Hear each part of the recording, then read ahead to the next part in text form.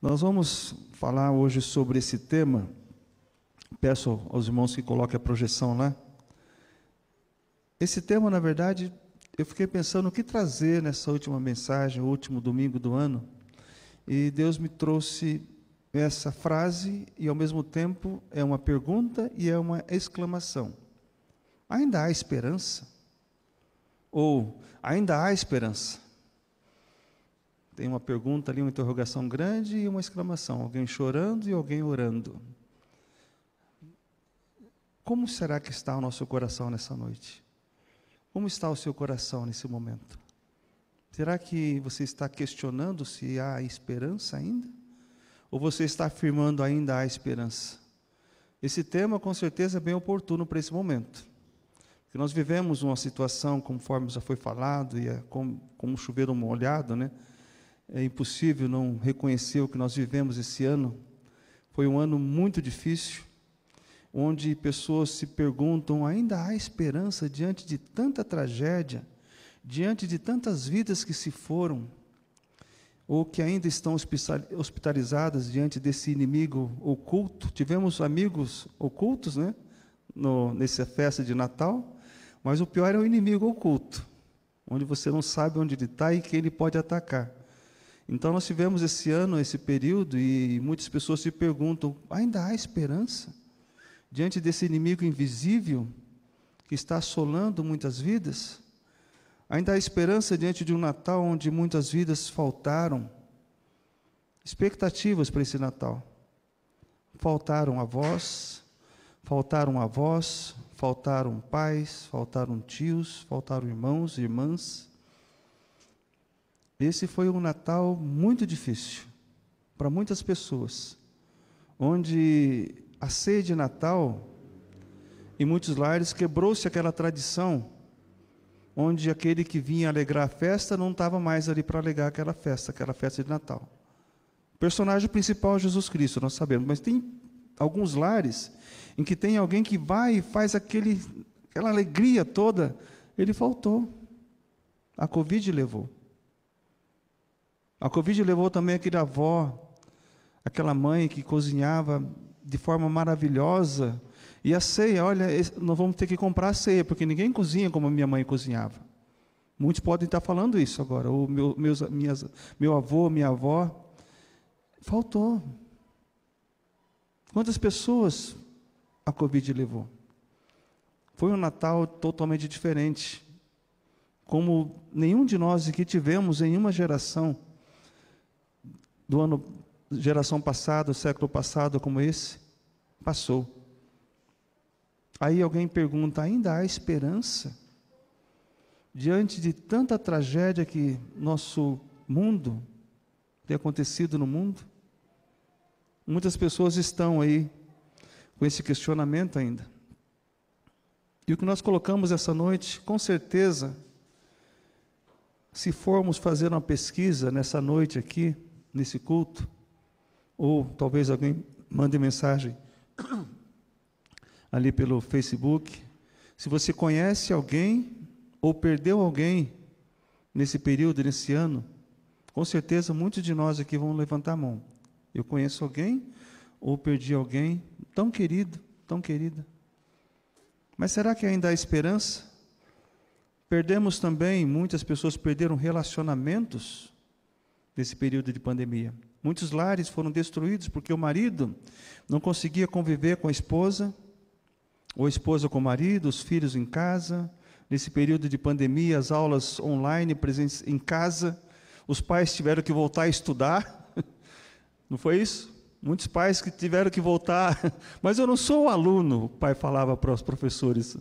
E a cada momento tinha que fazer a lição junto com os filhos, estudando junto com os filhos. E muitos maridos também não suportavam, as esposas não suportavam o marido em casa.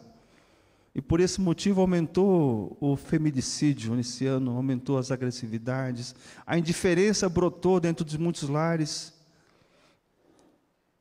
E muitos lares que a paz, onde estava antes, quando a pessoa saía para trabalhar, só voltava à noite, o dia inteiro a paz parece que não estava mais ali.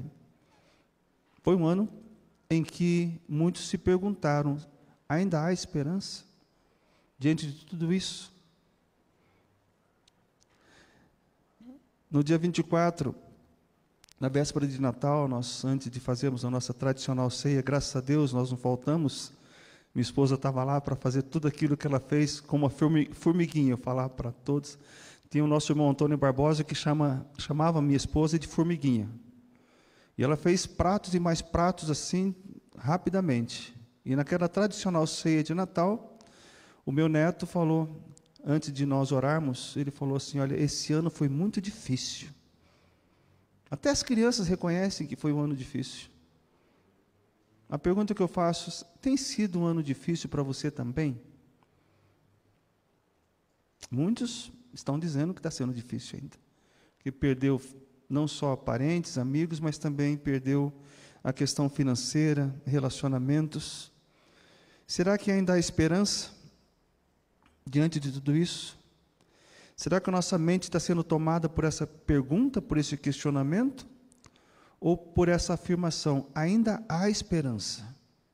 Você crê que há esperança? Quantos crê que há esperança? Amém? Há esperança ainda, mas tem muitos que não acreditam nisso. Muitos não creem que há esperança. Se formos olhar para a Bíblia, ou para o mundo inteiro, o mundo se divide em dois grupos de pessoas. Aqueles que não acreditam que há esperança para o mundo, ou para as pessoas, e aqueles que acreditam que há esperança, mesmo diante de tudo o que tem acontecido. Tem esses dois grupos de pessoas. E olhando para a palavra de Deus, agora vamos para alguns textos para podermos meditar. Eu peço para que você prepare a sua Bíblia, o seu celular, fique preparado que nós vamos ler bastante textos nessa noite.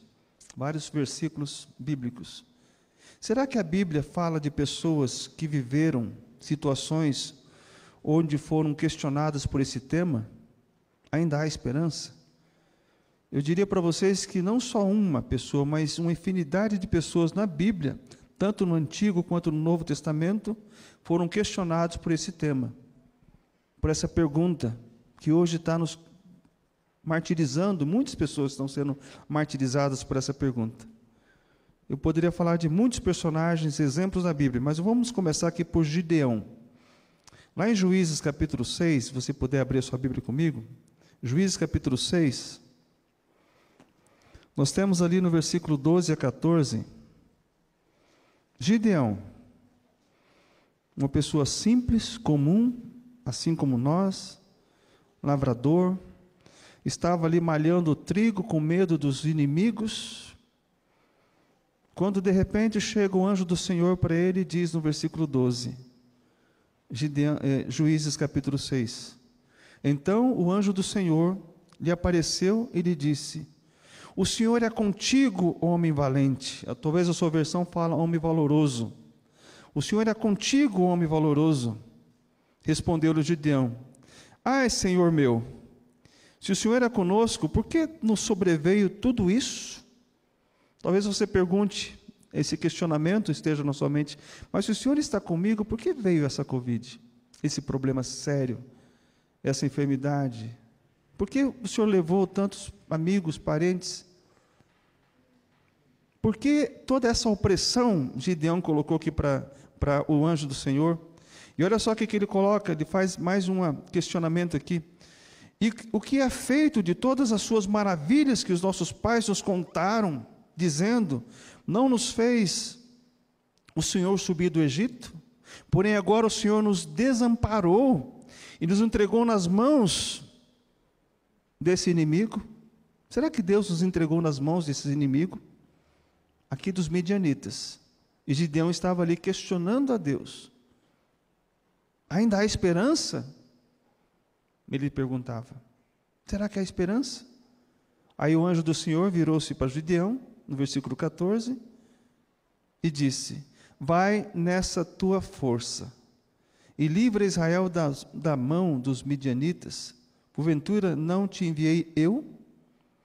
Vai nessa tua força, não é necessário você ser um supra-homem, supra-man, ou mulher maravilha, para que você possa fazer grandes obras para Deus. Seja você mesmo, você mesma. Nessa tua força Deus vai te usar. Nessa tua incapacidade Deus vai te usar. Como falamos aqui, Deus não escolhe os capacitados, mas capacita os escolhidos. E quanto menos você se achar, mais Deus vai te usar. Essa é a grande verdade. Aqueles que se acham, Deus não vai usar. Assim, quando Jesus Cristo chamou os discípulos para ser os seus seguidores, Ele não chamou nenhum letrado, nenhum escriba, nenhum fariseu. Por quê? Eles conheciam muito da lei. Chamou aqueles que estavam com a mente preparada para receber o novo. Não se coloca remédio novo em tecido velho, Jesus falava. Então, quando você se acha, quando você tem um autoconceito de si mesmo, Deus não vai te usar. Você vai ser usado por outras pessoas, pelo mundo. Mas para Deus não. Deus vai usar pessoas que se dizem incapacitadas. Foi o que aconteceu com Gideão. E com 300 pessoas só, ele conseguiu livrar de um grande exército do inimigo de Deus. Então, diante dessa realidade aqui, nós entendemos que Gideão questionou a Deus. Olha, como é que pode? O Senhor está comigo? E por que veio tantos problemas? Será que ainda há esperança? Mas temos mais personagens pela frente ainda. Abra comigo lá em Salmo 73. Um outro personagem, servo de Deus, fiel, louvava a Deus como ninguém. Mas ele queria defender uma tese, mas aquela tese que ele queria defender não estava vendo de forma visível, ele não conseguia enxergar aquilo, olhando para as pessoas que estavam à sua volta, ele não conseguia compreender o porquê daquilo. Ele estava dedicando a Deus a sua vida, o seu louvor, mas quando ele começou a olhar em volta, falou, mas será que vale a pena? Será que ainda há esperança? Olha o que ele diz no capítulo 73, Asaf, versículo 1, depois vamos ler o 2 e 3. Com efeito, Deus é bom. Você crê nisso? Para com Israel e para com os que de coração limpo. Deus é bom. Para aqueles que têm o coração limpo, para aquele povo que serve a Ele, Deus é bom. Deus ele vai ser tremendamente cruel e vai disciplinar aqueles que não confiam nele. Ele vai corrigir, mas Deus é bom. Deus é bom, Asaf falava. Mas quanto a mim, Senhor, olha só o que ele diz no versículo 2. Quanto a mim, porém, quase me resvalaram os pés. Pouco faltou para que me desviassem os meus passos. Ou seja, quase que eu caí, Deus, nesse ano de dificuldade. Quase que eu fui corrompido, me deixei corromper por essa questão dos equipamentos hospitalares, dos testes da Covid falso. E quantas pessoas foram corrompidas e estão hoje nas prisões? Porque aceitaram suborno, foram subornados, prefeitos, governadores. Não é isso que está acontecendo? É verdade ou não é? Nos hospitais, gente vendendo equipamentos falsos. Teste negativo, falso negativo. Era mais negativo que falso. Era tudo falso. E as pessoas encheram o bolso. Muito dinheiro nesse ano. Mas quando Asaf começou a olhar isso, ele falou, olha, Deus, quase que eu me resvalei, quase que eu caí. Por quê? Sabe por quê? Olha só o que ele coloca no versículo 3. O que ele tinha dessas pessoas? O que ele sentia? O quê? Inveja. Porque, olha só, eu os invejava, os arrogantes, ao ver a prosperidade dos perversos. Pois eles não há preocupações no seu corpo, eles eram sadios, fortes, e parece que passeando, bebendo, comendo, e viajando, e nós aqui sofrendo. Mas eu não vou ler todo o texto, o contexto, mas eu quero chegar só aonde ele viu a diferença. Onde é que ele percebeu que existia uma diferença entre ele, entre aqueles que confiam no Senhor, aqueles de coração limpo e aqueles que são perversos. Sabe onde ele conseguiu enxergar a diferença? Onde é que foi? Alguém lembra? Quando ele estava orando? Quando ele estava ali jejuando? Não. Olha só o que ele diz ali. Versículo 17. Até que entrei no santuário de Deus e atinei com o fim deles. Tu certamente os põe em lugares escorregadios e os fazes cair na destruição. Sabe onde você pode encontrar a orientação de Deus acerca do que acontece com essas pessoas que fazem o mal? Na palavra de Deus. Na Bíblia. Na igreja que prega a palavra, a verdade de Deus. Se vier algum corrupto aqui, ele vai ouvir a palavra de Deus. vai ser confrontado pela palavra de Deus, e vai ver o fim dele. Está aqui o texto falando, até que entrei no santuário de Deus e vi o fim dessas pessoas. E o texto, você lendo depois, todo o contexto, você vai entender o que ele chega no final, fala, olha, no Senhor, olha só o que diz no finalzinho ali, do versículo 27 e 28 do capítulo 73. Os que se afastam de ti, eis que perecem.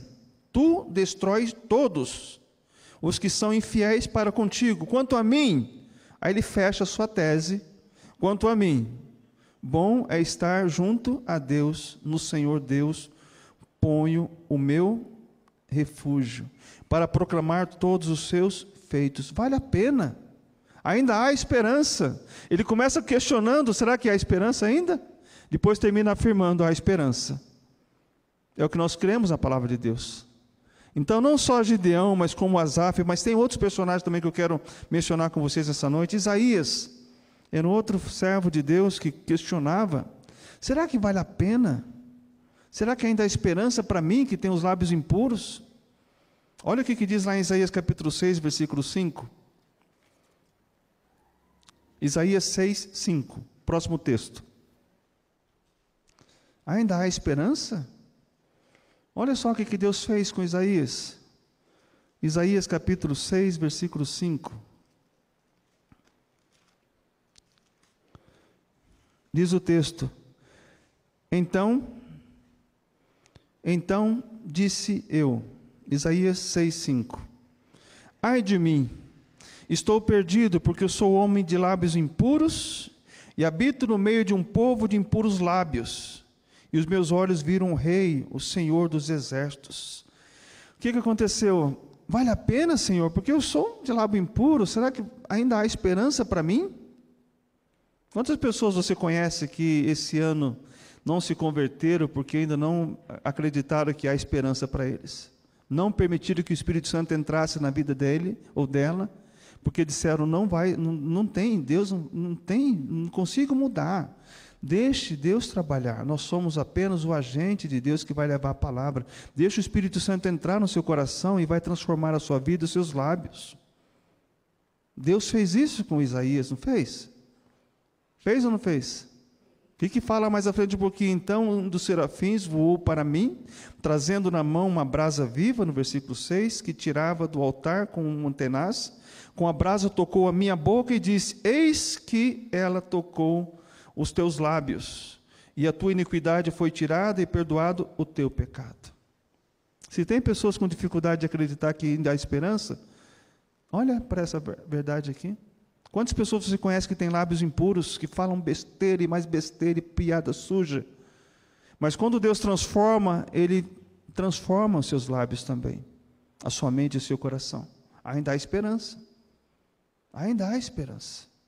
E quando Deus fez toda essa transformação na vida de Isaías, depois de transformado por Deus, Deus perguntou, ali no texto diz ali, no versículo 8, depois disso ouvi a voz do Senhor que dizia, a quem enviarei?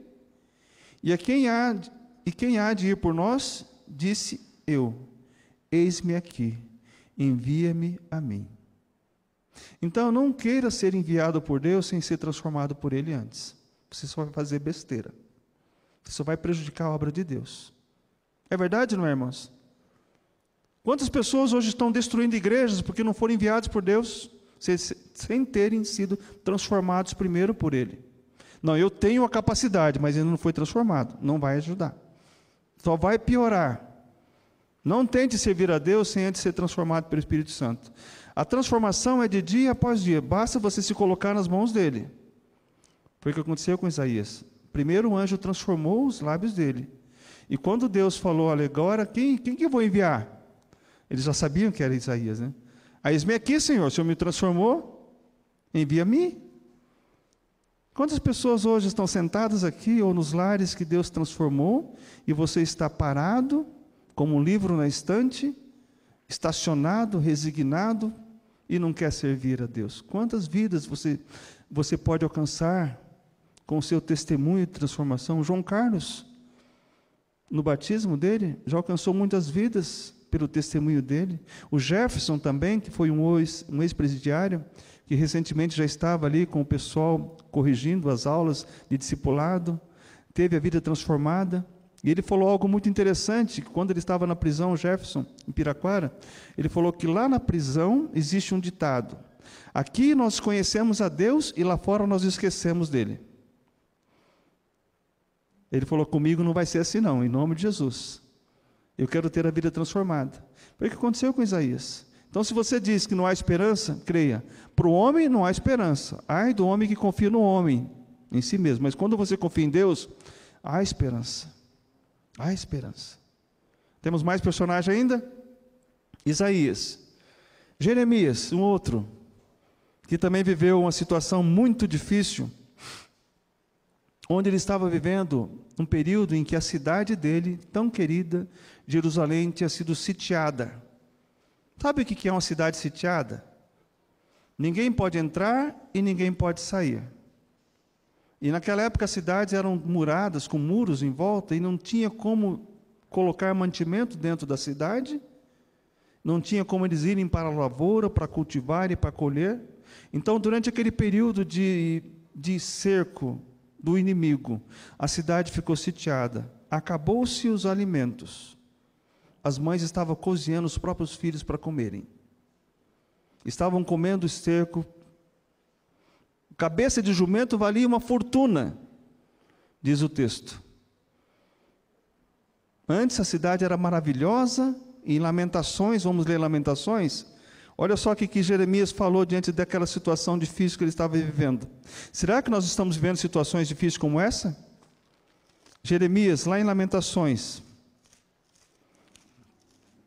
Lamentações capítulo 3. Se você quer ler esse contexto do que estava acontecendo dentro desse contexto, você pode ler o capítulo 4, o capítulo 2, e você vai entender como era difícil aquela vida. E ali ele estava se questionando também, essa questão ali que ainda há esperança, partiu na mente também de Jeremias. Tanto é que quando chega ali no versículo 19, ele começa a pensar assim, ele estava pensando só nas tragédias que estavam acontecendo com o povo, e que ele estava vivendo também. Aí quando ele chega no versículo 19, ele diz, lembra-te da minha aflição e do meu pranto, do absinto e do veneno, minha alma continuamente os recorda e se abate dentro de mim. Então, quando você pensa nas tragédias, nos problemas, nas dificuldades, das circunstâncias da vida difícil, a sua alma vai se abater cada vez mais. É o que diz o texto aqui. E a grande verdade, você vai lembrar daqueles que foram, já foi, não tem mais como você fazer mais nada para aquelas pessoas que partiram. Para a dificuldade que tem, não tem mais, você tem que buscar no Senhor. Existe um provérbio chinês que diz que em cada dificuldade existe uma oportunidade. Por isso que são os países que mais crescem, né? E eles veem em cada dificuldade uma oportunidade. E é tão bom quando você está cercado por pessoas que falam que diante da dificuldade ele vê a oportunidade. Esse dia eu estava falando com uma pessoa que disse para mim assim, eu perguntei, você consegue fazer isso? Ele disse para mim, se eu sair da Venezuela, por que eu não consigo fazer isso? Ou seja, a dificuldade dele foi sair daquele país. Você já encontrou pessoas assim que chegou, você falou, você consegue fazer isso? Olha, eu não sei, eu não sou capaz de fazer, eu não vou conseguir. Não. Pelo Senhor você consegue. Chegamos até aqui porque o Senhor nos ajudou. Amém? Se você chegou onde você está hoje, porque o Senhor te ajudou. Não existe para Deus impossível. Tudo para Deus é possível. O impossível pertence a nós. Mas para Deus tudo é possível. Quando você confia em Deus, espere e verás. Você vai ver. Deus fará o impossível acontecer. Nós cremos nessa verdade. E quando chega aqui, em Lamentações, ele fala que, quando ele lembrava da tragédia, a alma dele se abatia. Mas o que ele falou no versículo 21? Olha comigo, está na projeção esse versículo ou não? Vamos ler juntos? Passe lá, próximo. Não está? Ei, então esqueci. Mas vamos ler juntos, se você puder ler comigo lá. Quero trazer à memória o que pode me dar esperança. Traga à memória aquilo que te dá esperança. Não traga à memória aquilo que te abate cada vez mais. Traga à memória aquilo que te dá esperança. E o que te dá esperança? Jeremias coloca aqui várias questões que dá esperança.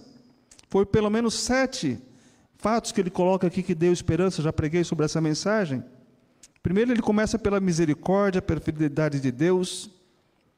Depois bom é suportar as aflições também diante de Deus. Então tudo isso dá esperança. Primeiro ele começa falando: as misericórdias do Senhor são a causa de não sermos consumidos. As misericórdias de Deus não têm fim. Renova-se a cada manhã, grande é a tua fidelidade. Isso dá esperança. Quando temos isso na nossa mente, essa frase vai ser só exclamação, não interrogação. Ainda há esperança. Você crê nisso? Ainda há esperança? Temos mais ainda personagem pela frente.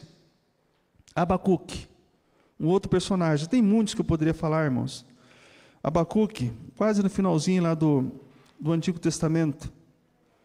Abacuque é um livro que eu gosto muito, porque é o único lugar que eu encontrei aqui um outdoor. Eu gosto de divulgação, de publicidade, né? Em Abacuque 2, Deus falou para ele: você escreve essas palavras, essa visão em tábuas bem grandes. Se eu pudesse colocar um outdoor aqui na frente da igreja, eu colocaria, para divulgar a palavra de Deus. Talvez lá na torre, né? Dá para pôr um luminoso assim, com versículos todos os dias, à noite, assim, você vai passar de longe, já está, quem apoia? Aí você tem um versículo, todo dia um versículo novo ali. Olha só. Gente, eu vou sonhar já aí. Vamos lá. Mas Abacuque, ele diz algo muito interessante aqui no capítulo 1, bem no começo, ele começa a falar, já no começo ele começa a lamentar. Ele começa a dizer: será que vale a pena, Deus? Até quando, ele diz no versículo 2, até quando, Senhor, clamarei eu, e tu não me escutarás? Gritar-te-ei violência, e não me salvarás? Até quando, Deus, vamos passar por essa dificuldade? Talvez você esteja se perguntando no seu lar, ou aqui. Até quando, Deus, vamos passar por essa dificuldade? Até quando? Aí ele começa a colocar aqui as coisas que estavam acontecendo no versículo 3. Porque me mostras a iniquidade e me fazes ver a opressão, pois a destruição e a violência estão diante de mim, há contendas e litígio por todos os lados. Por essa causa, o versículo 4 diz assim: a lei se afrouxa e a justiça nunca se manifesta. Até quando, Deus? Uma pergunta: ainda vale a pena? Ainda há esperança? É o que tinha na mente dele. Ele perguntava: ainda há esperança? Nós cremos que há esperança. Mas no final, lá no finalzinho, no capítulo 3 de Abacuque, é sempre assim, a gente começa a ver os personagens lamentando, depois glorificando. É isso que aconteceu com Isaías, com Gideão, com Jeremias. Olha só o que acontece aqui no final de Abacuque. Ele agradece a Deus. Ele começa falando ali, no capítulo 3, lá no finalzinho, ele coloca: ainda que a figueira não floresça, ainda que não haja fruto na vide, ainda que o produto da oliveira minta, ainda que os campos não produzam mantimentos, capítulo 3, versículo 17. As ovelhas sejam arrebatadas do aprisco, e nos currais não haja gado, todavia eu me alegrarei no Senhor, exulto no Deus da minha salvação. O Senhor Deus é a minha fortaleza, e faz os meus pés como os das corças, e me faz andar altaneiramente. Então o que ele está colocando aqui? Ele começa a perguntar: será que ainda há esperança? E termina a falar: sim, ainda há esperança. Que a esperança dele não está na plantação, não está no gado, não está no mantimento, está no Senhor. Amém? Então existe muito mais personagens, quero falar de mais um aqui, diante de um sofrimento. Talvez você esteja ainda perguntando: mas ainda há esperança? Ainda há esperança diante de tudo isso que estamos vivendo? Veja comigo um exemplo de alguém que perdeu um filho. Alguém perdeu algum filho aqui, nesse período de pandemia? Nós tivemos um exemplo na igreja aqui, de uma membro da igreja que compartilhou com a tia dela, perdeu uma filha no dia do casamento, foi isso? Uma semana antes do casamento. Quantas pessoas foram levadas? Eu quero que aquela estimativa, ou a expectativa, não mude na minha família. Eu quero ir antes que meus filhos. Geralmente é assim, né? Os filhos enterram os pais enterram os avós. É uma lei da natureza, né? Eu não quero enterrar filho de jeito nenhum. É muito triste isso. É ou não é? Ter que enterrar um filho, gente do céu. Quase cheguei nesse ponto, mas graças a Deus, Deus poupou nós desse sofrimento. Mas Deus tinha um propósito em tudo isso. Tudo o que aconteceu com meu filho mais velho teve um propósito de Deus. Mas quando nós lemos lá em 2 Samuel, capítulo 2, nós vamos perceber aqui um personagem. 2 Samuel, capítulo 2, versículos 15 a 23. 2 Samuel, capítulo 12. Aqui, Davi recebeu notícia, através de um profeta, de que o filho dele não iria sobreviver. Era um filho do pecado, e Deus já havia determinado que aquela criança não viveria. 2 Samuel, capítulo 12, a partir do versículo 15. E quando chega essa notícia para Davi, de que o Senhor feriu a criança da mulher de Urias, a criança adoeceu severamente, gravemente. Davi buscou, diz o versículo 16, buscou a Deus em oração, jejuou, pediu, interviu diante de Deus, intercedeu pela criança, passou a noite prostrado em terra, não comeu, não bebeu, não tomou banho, ficou se prostrando diante de Deus. Diz o versículo 16, rogando a Deus, Deus, cure meu filho, Deus, cure meu filho. Talvez você esteja aí orando para que Deus possa curar o seu filho, o seu pai, o seu avô, o seu tio, não sei. Cure. E quando dentro desse contexto aqui, não vamos ler todos os versículos, ele percebeu que os servos dele estavam cochichando entre eles, olha, a criança morreu, mas como é que a gente vai falar para o rei que a criança morreu? Como é que vamos dar essa notícia para ele? Se ele já está assim, sem comer, sem beber, sem tomar banho, em função da criança doente, imagine quando nós chegarmos para ele e falar que ela morreu. O que ele vai fazer? Ele vai se matar. Talvez deve ter passado isso na mente deles, né? Mas olha só o que diz o texto. Diz assim o versículo 17, então os anciãos da sua casa se achegaram a ele para o levantar da terra, porém ele não quis e não comeu com eles. Ao 7º dia, morreu a criança. E temiam os servos de Davi informá-lo de que a criança era morta. Porque diziam, eis que, estando a criança ainda viva, lhe falávamos, porém não dava ouvidos à nossa voz. Como, pois, lhe diremos que a criança é morta? Porque mais se afligirá. Porém, Davi, diz o texto aqui, viu Davi seus servos cochichando uns com os outros, e entendeu que a criança era morta. Ele que disse aos seus servos, é morta a criança? Eles responderam, morreu. O que Davi fez? Ele ficou pranteado, ele falou, agora acabou minha vida. Não, agora perdi toda a esperança. Aquele questionamento ali, não há mais esperança. O que ele fez? É o que muitas pessoas estão fazendo hoje, quando perde um ente querido. Mas o que Davi fez? Diz o versículo ali, o versículo fala, então Davi, versículo 20, se levantou da terra, lavou-se, ungiu-se, mudou de vestes, entrou na casa do Senhor e adorou. Depois veio para a sua casa, pediu pão, puseram diante dele e ele comeu. Disseram seus servos, que é isto que fizeste? Pela criança viva jejuaste e choraste. Porém, depois que ela morreu, te levantaste e comeste o pão? Como é que pode Você vai se alegrar agora? Davi, como Davi fala, a vida que segue, né? A vida segue, porque olha só o que ele respondeu aqui. Respondeu ele: vivendo ainda criança, jejuei e chorei, porque dizia: quem sabe se o Senhor se compadecerá de mim, do meu pranto, e continuará viva a criança? Porém agora que é morta, por que jejuaria eu? Poderei eu trazê-la de volta? Eu irei a ela, porém ela não voltará a mim. Amém? Se você tem um ente querido que morreu em Cristo, a Bíblia fala, você irá para com essa pessoa. Morrer sem Cristo que é difícil. Uma criança, até uma idade tenra, 6, 7 anos, está na inocência. Se Deus a levar, ela já está direto, já tem passagem direto para o céu. É assim que aconteceu com o filho de Davi. 7 dias enfermo, morreu. Ele falou, não tem como trazê-la de volta, mas eu vou para ela. Eu vou estar com ela. É o que acontece também. Em Cristo nós temos essa verdade, essa esperança. Podemos jejuar, podemos clamar, podemos chorar, sim, vamos fazer isso sempre. Mas se Deus levar aqueles nossos entes queridos em Cristo, louvado seja Deus por isso. Eles estarão melhor que a gente.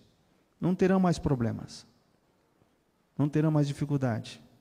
Então, diante dessa verdade aqui, Davi, ele se levantou. E a nossa orientação nessa noite, meus irmãos e amados, aqueles que estão acompanhando em casa, se levante. Não tem mais o que fazer. Ore para que naquele último momento de vida do seu avô, do seu tio, do seu pai, do seu parente, eles possam ter reconhecido Cristo como Salvador pessoal. Não precisava sair da cama do hospital para fazer um discipulado de 12 semanas, ser batizado, não. Basta reconhecer a Cristo como Salvador pessoal. Meu Deus, creio em Ti. Você já tem a passagem para o céu. Lembra da parábola do lavrador? Onde ele saiu a contratar pessoas de manhã cedinho, de tarde, no final da tarde. Quando chegou no final da tarde, ele contratou um que trabalhou 1 hora só e recebeu o mesmo salário que aqueles que trabalharam o dia inteiro. E aqueles que trabalharam o dia inteiro falaram, mas como é que pode? Nós trabalhamos o dia inteiro, de sol a sol, e o senhor vai pagar o mesmo salário que aquele que trabalhou uma hora só? Eu contratei vocês por um salário. Sabe qual é o nosso salário?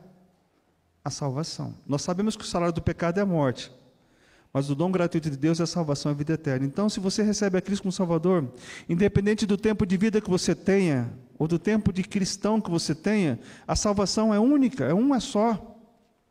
É agora. Assim foi como a parábola dos lavradores, do lavrador. Então a salvação não está condicionada ao tempo de vida cristã que nós temos, mas sim a decisão que faremos em vida. Então, diante dessa verdade, irmãos, nós temos muitos personagens que nós poderíamos falar nessa noite. Queria falar mais de um. Mais um ou dois, vamos lá. Jó. Não podia deixar de falar de Jó. Jó, diante daquele sofrimento, ele chegou ao ponto de dizer, tem até uma música que tem um erro teológico ali, mas ele chegou ao ponto de dizer que existia mais esperança para uma árvore cortada do que para um ser humano. Olha comigo em Jó, capítulo 14. Jó, capítulo 14. Ele começa a falar ali, falando sobre a brevidade da vida, e quando ele fala sobre a sua comparação com uma árvore, se você cortar uma árvore, um tronco de árvore, e deixar ele próximo de uma água, vai brotar ali alguma coisa, vai brotar. Agora, se você corta um membro do seu corpo, e deixa próximo da sua casa, num canto, vai brotar, vai nascer de novo um outro corpo? Não, né? Não vai. É assim que acontece com a natureza. E ele estava comparando a natureza com o ser humano. Ele chega ao ponto de dizer ali no versículo 7, porque há esperança para árvore. Difícil essa palavra, árvore. Porque há esperança para a árvore, pois mesmo cortada, ainda se renovará e não cessarão seus rebentos. Se envelhecer na terra a sua raiz e no chão morrer o seu tronco, ao cheiro das águas brotará e dará ramos como uma planta nova. E o homem, porém? O que diz o versículo 10? O homem, porém, morre e fica prostrado. Expira o homem. E onde está? Então, essa canção que nós ouvimos aí, ela tem esse erro, né? Ao cheiro das águas brotará. Não é para nós que está falando para o tronco. Mas é interessante que essas canções que nós ouvimos, nós temos que entender o contexto que está falando, porque no final Jó reconheceu que haveria esperança para ele. E esse texto eu coloquei na projeção, mais à frente um pouquinho. Jó 19:25, ele entendeu. Primeiro ele perguntou, mas será que há esperança? Aí ele afirma depois, no versículo 25 do capítulo 19, porque eu sei que o meu Redentor vive e por fim se levantará sobre a terra. Há esperança para ele ou não? Amém? Há esperança para você? Então nós entendemos que primeiro ele questionou, mas agora ele afirmou a esperança. E no final do livro, depois de todo aquele sofrimento, ele passou, vamos colocar assim em termos de quantidade de textos, passou muito mais tempo sofrendo do que tendo bênçãos de Deus. Você olhar 40 capítulos só de sofrimento. Quando chega no finalzinho, lá do finalzinho do filme, aquele filme que você assiste, que vê que houve a vitória, a pessoa se regozija só no finalzinho. Mas ele não sabia o que estava acontecendo. Ele sabia, Deus estava fazendo uma aposta ali com Satanás, com o diabo, né? De que Jó era temente a ele e não iria falhar, e Jó não falhou. Questionou a Deus em alguns momentos. Mas Deus estava fiel ali. E no final ele coloca ali no finalzinho, em Jó capítulo 42, versículo 2. Olha só o que ele diz ali. Bem sei que tudo podes. Nós cantamos isso, né? E nenhum dos teus planos pode ser o quê? Frustrado. Deus está no controle de tudo. Ainda há esperança. Deus está no controle. Se nós formos olhar para esses personagens que nós lemos, todos eles começaram questionando e terminaram louvando a Deus. É assim que tem que ser a nossa vida. Você pode questionar, mas confie em Deus, que há esperança. Você vai ver que realmente vale a pena confiar em Deus. Essa obra da igreja aqui, valeu a pena confiar em Deus. Vale a pena confiar em Deus. Mesmo que a gente não consiga ver o final da história, mas a gente sabe que vai valer a pena. Diante da luta, vale a pena. Eu sempre conto essa história aqui na igreja de uma pessoa que estava lutando no exército, muito lá, estava morrendo muita gente, e ele estava lutando com grande alegria e felicidade, e todo mundo perguntou, mas por que você está com tanta alegria nessa luta, nessa batalha? Aí ele fala que eu estou do lado certo, eu estou do lado que vai vencer. Mas a gente não sabe às vezes, nós temos esse questionamento na mente, será que eu estou certo, Deus? Será que as pessoas não estão certas, dizendo que eu não estou dentro do caminho certo, que o que eu estou fazendo está errado, que eu tenho que rever, que eu sou muito cabeça dura? Será que alguém já falou isso para você? Você é muito cabeça dura, você está errado. Vale a pena, ainda há esperança. E nós confiamos em Deus que há esperança. Diante de tudo isso, ainda temos, se você ainda tem alguma dúvida, veja comigo o que Jesus Cristo fala. Quando ele passa por uma dificuldade, um sofrimento enorme, ainda há esperança. Lá em Lucas capítulo 23, versículo 24. Diante do abandono de todos, dos amigos, dos 12 que ele escolheu, apenas um ficou ao seu lado, os discípulos fugiram, um negou e depois traiu, o outro depois voltou atrás, se arrependeu. Mas quando chegou naquele momento atroz, naquele momento difícil, de crucificação, de dor, de sofrimento, Jesus Cristo na cruz, olhando para aqueles que estavam enfiando a espada nele, pregando ele na cruz, ele diz algo muito maravilhoso para que cada um de nós possamos dizer também. Diante da traição, diante do abandono, diante das mentiras, o que ele disse ali? Pai, perdoa-lhes, porque não sabem o que fazem. Quantas pessoas hoje você pode dizer assim, olha, Pai, perdoa, porque eles não sabem o que estão fazendo. Pai, perdoa, porque eles não sabem o que fazem.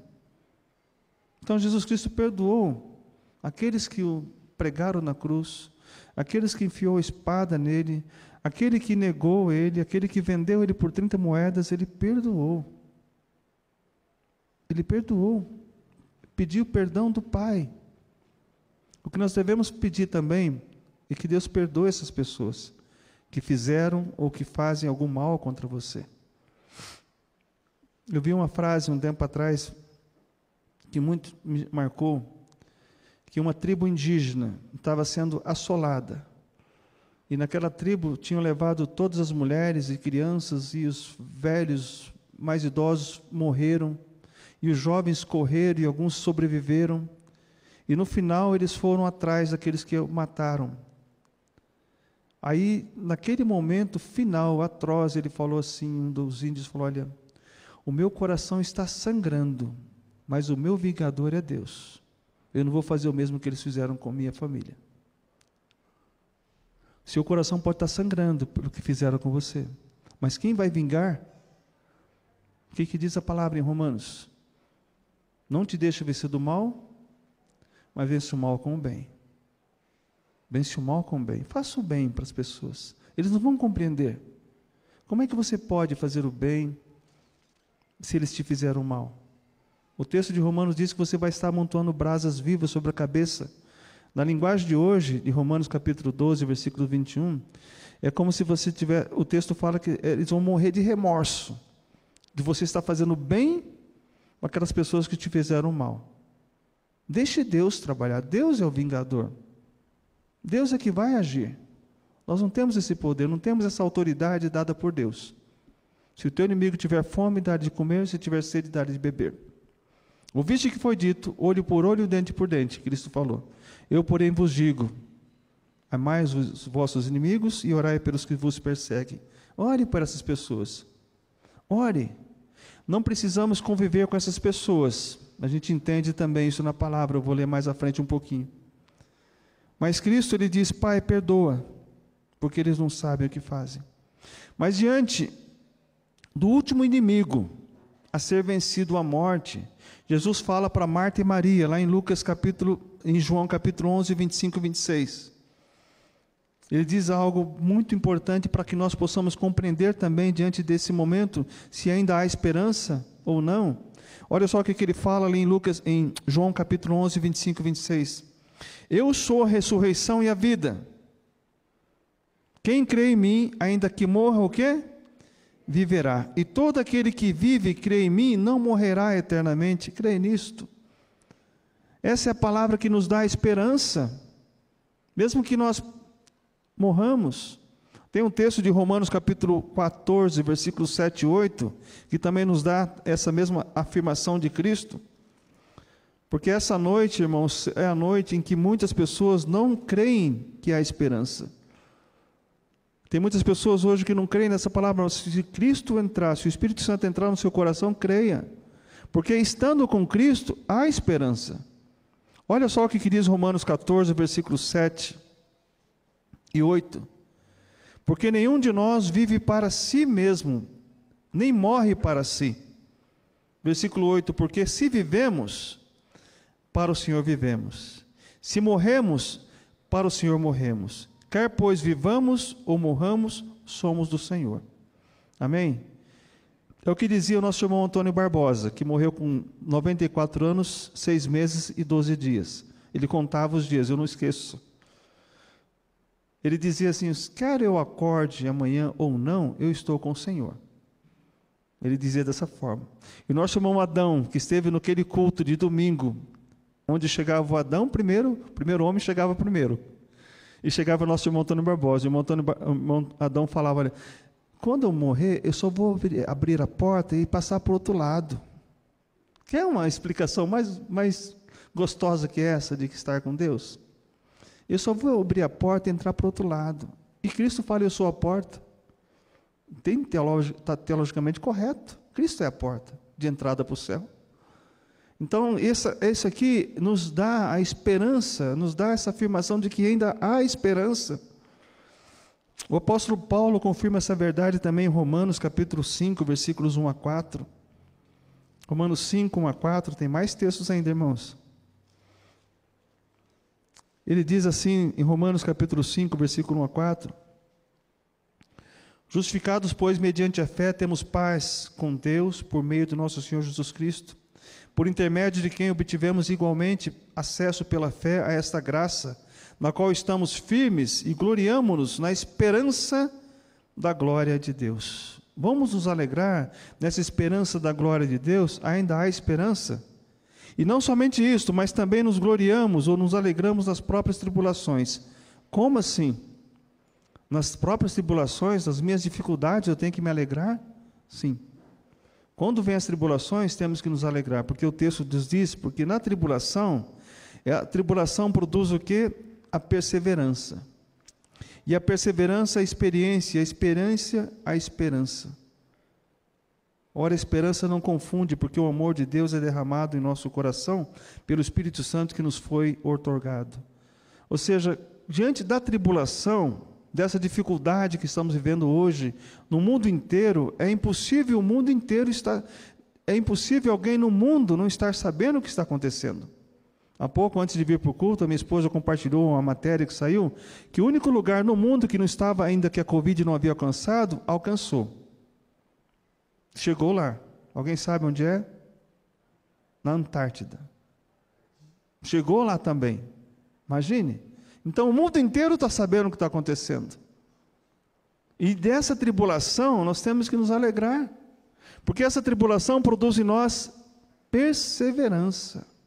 E quantos cientistas estão trabalhando, mais de 200 laboratórios estão produzindo a vacina, né?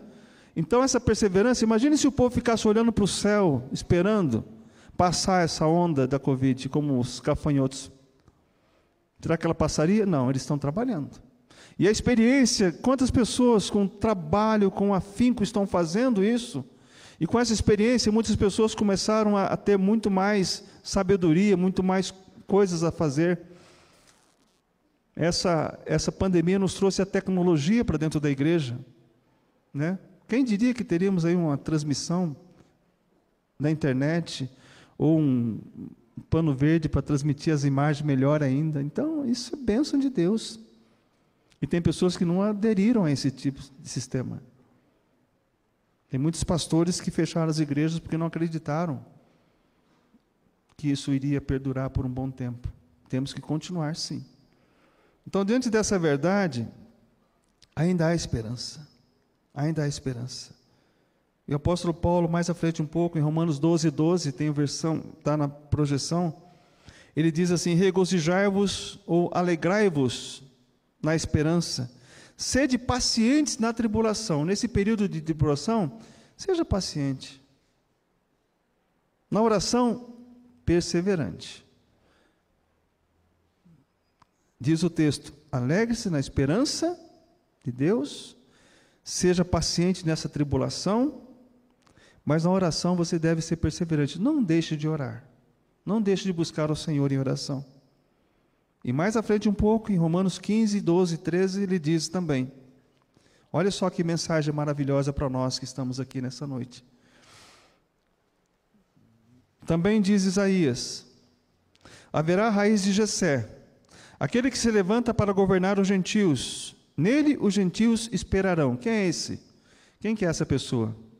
Jesus Cristo. E o Deus da esperança vos encha de todo gozo e paz no vosso crer, para que sejais ricos de esperança no poder do Espírito Santo. O Espírito Santo que nos dá o poder de sermos ricos nessa esperança. E se essa esperança que estamos vivendo hoje é para essa vida, o que Paulo fala em 1 Coríntios 15, 19? Mais um texto na projeção. Exatamente, amém. É a verdade. Olha só o que ele diz: se a nossa esperança em Cristo se limita apenas para essa vida, somos os mais infelizes de todos os homens. Está na projeção. Ela falou exatamente o que eu escrevi. É isso, irmãos. Tem muitos pregadores hoje falando, é para essa vida que estamos esperando em Cristo. Mas onde estão os profetas que diziam, olha, eu te digo, vai acontecer. Como é que eles não preveram que aconteceria isso hoje, essa Covid? E os cultos de cura e libertação, onde estão? Vai para o culto que você vai ser curado. Cadê? Foi fechado as programações de culto de cura e libertação?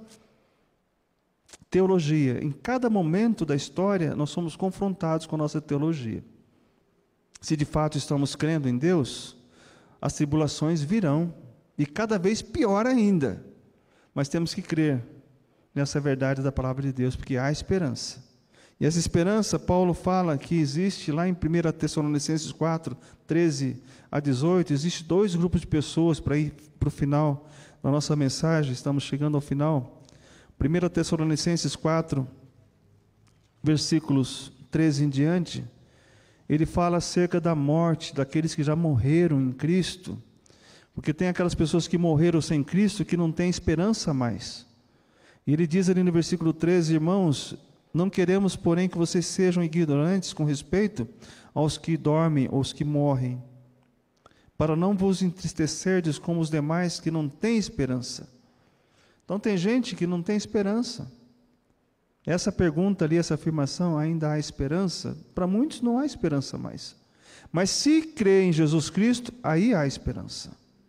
Porque o contexto fala que Cristo vai vir do céu, vai levar a sua igreja, aqueles que morrerem em Cristo primeiro, ressuscitarão. Aqueles que estiverem vivos serão arrebatados, estarão com Cristo na glória, para todos sempre. Não se turbe o vosso coração. Credes em Deus, credes também em mim. Na casa do meu Pai há muitas moradas, Cristo fala, em João 14. E eu vos digo a vocês, porque onde eu estiver, vocês estarão também comigo. Essa é a promessa, há esperança. Indo para o final da mensagem, irmãos, eu diria para vocês, nessa noite, que se você está nesse momento, diante de tantas verdades, ainda questionando se há esperança, confie que em Cristo há esperança. Desista de lutar contra a desesperança. Não fique mais lutando contra aquilo que você não pode mudar. Lute por aquilo que você pode te dar esperança, como Jeremias falou. Tem um texto da palavra de Deus, que eu não coloquei na projeção, lá de Provérbios 13, 20, que eu não pensei em usar nessa mensagem, mas é uma grande verdade que a gente aprende com a vida. E com a palavra de Deus principalmente, porque a palavra de Deus é nosso alimento, é o nosso norte, é aquilo que nos dá a vida. Mas em Provérbios 13, 20, nos tem aqui um grande ensinamento. E a aplicação que eu vou fazer nesse texto aqui, irmãos, é algo que eu aprendi nesse ministério.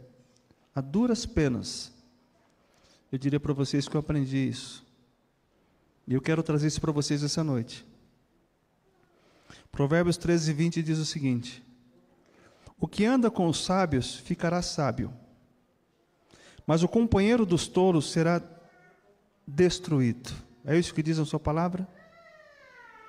Mas o companheiro dos tolos será destruído. Será destruído. A sabedoria que Salomão coloca aqui não é a sabedoria humana, não é a sabedoria do homem, mas a sabedoria de Deus. Ande com pessoas que são sábias e buscam a sabedoria de Deus, buscam e vivem a sabedoria de Deus. Elas valorizarão você pelo que você é. Pessoas que buscam a sabedoria de Deus vão reconhecer o que você faz, vão valorizar o que você faz, vão estar com você independentemente das suas limitações ou não, vão incentivar você a caminhar. Pessoas que são sábias, conforme diz o texto aqui, elas vão te ajudar a ver que há esperança ainda. São pessoas que vão mostrar para você que existe um céu, Quando você anda com pessoas sábias, você ficará sábio, diz o texto. Essas pessoas sábias que o texto fala, são pessoas que buscam a sabedoria de Deus, não a sabedoria do homem. Porque os sábios desse mundo é loucura para Deus. Eles colocam você lá embaixo, não te respeitam. Começam a comparar, conforme Paulo fala lá em Corinto, comparam você com outros, ficam medindo você, aquilo que você faz ou fala. Essa sabedoria, Tiago fala, é maligna. Ande com os sábios e será sábio. O companheiro dos tolos será destruído. Essas pessoas sábias valorizarão aquilo que você faz. Elas aceitarão você do seu jeito, mesmo que imperfeito. Elas te respeitarão e te ajudarão a lembrar de que existe um céu e que ainda há esperança. Esse é o princípio que eu vejo em Provérbios 13, 20. Será impossível, na verdade, nós não poderemos evitar estar com pessoas que tentarão nos destruir. Nós não somos uma ilha nesse mundo. Você vai passar por pessoas vão passar pela sua vida que vão tentar te passar uma rasteira. Seja no seu trabalho, seja na igreja, no seu ministério. Essas pessoas, quando falarem algo para você, ou fizerem algo para você, lembre da palavra que existe ainda há esperança.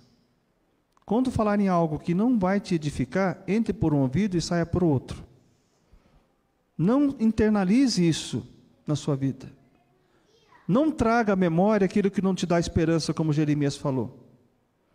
Se cerque de pessoas que te valorizam, que querem o seu bem, não os seus bens, mas querem o seu bem, querem te ver feliz. Seja quem for a pessoa que fale para você, que você não presta, que você não serve, que perdeu o encanto por você, seja quem for, não dê ouvidos. Pai, conforme Cristo falou, perdoa-lhes, porque não sabem o que fazem. Pai, perdoa-lhes. Perdoa essas pessoas. E deixe Deus agir. Deus vai agir. Deus vai agir. Essas pessoas, elas só tentarão nos mostrar que não há esperança. Mas quando confiamos em Deus, e quando buscamos os seus conselhos, com certeza, o nosso pensamento será outro. Nós vamos confiar que há esperança. Ainda há esperança. E para concluir essa mensagem, você pode imaginar como seria se todos nós aplicássemos em nossa vida, em nosso lar, em nossos relacionamentos, essa verdade de que há esperança? Você já parou para pensar? Saindo daqui hoje à noite, você vai para casa, vai encontrar alguém no caminho, ou amanhã, você vai encontrar a pessoa e a pessoa, mas não tem mais esperança para mim, você vai dizer, olha, há esperança, confie, há esperança. Deus está no controle. Mesmo que aconteça o pior, Deus está no controle, porque Ele quer te salvar. A esperança que você tem não é nessa vida, como Paulo falou, é para a vida eterna. Esse momento é passageiro. Enquanto eu estava preparando essa mensagem, eu li uma frase antes de vir para o culto, que me chamou a atenção e eu gostaria de falar para vocês aqui nesse momento. É uma frase que traz uma grande verdade. A mesma água fervente que amolece a batata, endurece o ovo. Não são as circunstâncias que mudam as pessoas, mas sim o que estão dentro dela. O que tem dentro delas.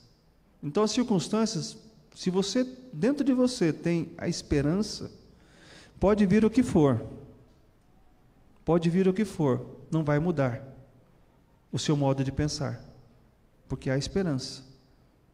Tempo atrás, viajando com a minha esposa no interior do Paraná, e naquele lugar onde tinha só lavoura para um lado e para o outro, falar, olha, onde quer que eu esteja com você, eu estou bem. Porque ela valoriza. Seu cônjuge valoriza você? Valoriza sua esposa, valoriza você, marido? Marido, você valoriza a sua esposa? A sua atitude faz com que ela perceba que existe um céu ou que ela perceba que existe um inferno. E quando você convive com pessoas que te valorizam, ela só vai extrair de você o melhor, não o pior. E aquelas pessoas que não te valorizam, não te respeitam, elas vão querer tirar de você o pior. Aí vão sugar tudo que você tem e depois te abandonam. Ainda falam que você estava errado. Mas há esperança. E a nossa confiança está em Deus. Buscai as coisas que estão lá do alto, onde Cristo está. Amém? Nós vamos nesse momento ouvir uma canção. E logo após essa canção eu quero orar por você. Tá bom? Vamos nos colocar em pé. E essa canção fala que Jesus é o caminho. Jesus é o caminho.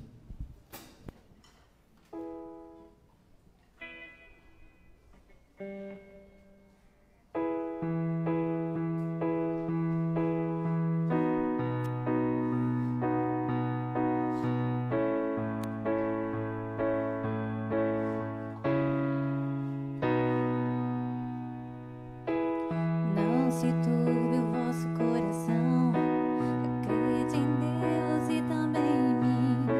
Na casa de meu pai há muitas moradas. Se não fosse assim, eu não teria dito: vou preparar-vos um lugar. Eu irei e vos levarei para mim mesmo. Vós conheceis o caminho para onde eu vou. Eu sou o caminho, a verdade, a vida. Ninguém vem ao Pai a não ser por mim. Em verdade eu vos digo, porque eu vou para o Pai. Mas aquele que crer em mim, obras maiores fará.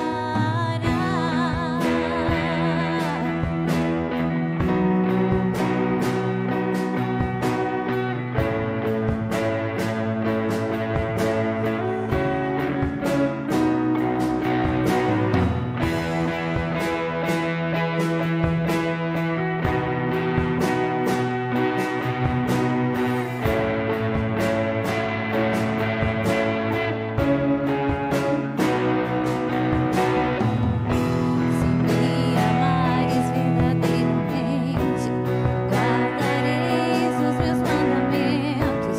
Eu rogarei ao Pai, Ele vos dará o Consolador, o Espírito da verdade, que o mundo não pôde receber. Mas Ele habita em vós e estará em vós para sempre. Aquele que tem os meus mandamentos e os guarda, esse é o que me ama. Oh, e se alguém me amar, será amado por meu Pai. Eu também o amarei e me manifestarei a Ele. Oh,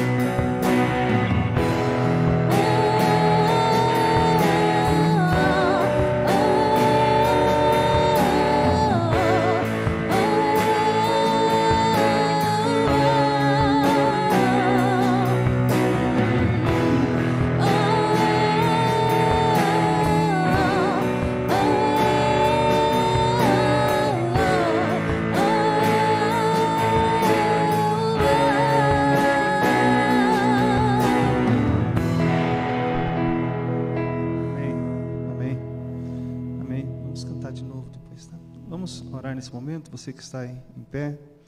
Queria orar por você nessa noite, talvez desafiar, talvez você que queira receber uma oração, a vir à frente. E eu quero orar por você nessa noite. Se você ouviu a palavra de Deus e crê nessa verdade de que há esperança, vem à frente, eu quero orar por você nesse momento. Mantendo o distanciamento, vem à frente. Talvez você esteja aqui nessa noite e também não tenha ainda Cristo como Salvador pessoal e queira recebê-lo e gravar essa mensagem no seu coração de que há esperança. Vem à frente, eu quero orar por você. Mais alguém? Pode vir aqui à frente, mantendo aí o distanciamento. Amém. Famílias vindo juntas. Amém. Há esperança. E a esperança é Jesus. Amém. Amém. Amém. Terminamos o ano reunidos como igreja e sabemos que esse momento é especial na vida de todos nós. Amém. Vamos orar nesse momento. Abençoe, ó Deus. Pai querido, nós te agradecemos por esse culto que tivemos, por esse culto que celebramos ao Senhor. E Pai querido, coloco diante do Senhor, do seu altar, todas essas vidas que estão aqui à frente nesse momento, reconhecendo que há esperança, mesmo em meio às dificuldades que estamos vivendo, há esperança. E a esperança é Jesus. A esperança, ó Deus, foi obtida através de uma cruz. E hoje nós vivemos essa esperança, ó Pai. Que possamos proclamar essa esperança nos nossos lares, no trabalho, onde quer que nós estejamos, ó Pai. Que possamos viver essa esperança. Abençoe, ó Deus, cada lar aqui representado nesse momento, cada família que aqui estão à frente, ó Deus, cada vida. Que possamos confiar no Senhor, porque sabemos que a nossa esperança está em Cristo. E, ó Deus, e teremos a eternidade com Ele, para viver com Ele. Mas que possamos fazer aqui desse momento, ó Pai, conforme nós ouvimos agora do Provérbios, nos relacionar com pessoas que têm a mesma visão, a mesma fé, o mesmo sentimento, que possamos influenciar aquelas pessoas que não têm a mesma visão. Mas se nós não estamos conseguindo, ó Deus, devemos nos afastar e não dar ouvidos às pessoas que não pregam a esperança que é Cristo, mas que possamos orar por essas vidas, que possamos impactá-las, ó Pai, através do nosso testemunho. E abençoe, ó Pai, cada lar nesse momento, cada vida. Nós pedimos isso no nome de Jesus Cristo. Amém, amém e amém.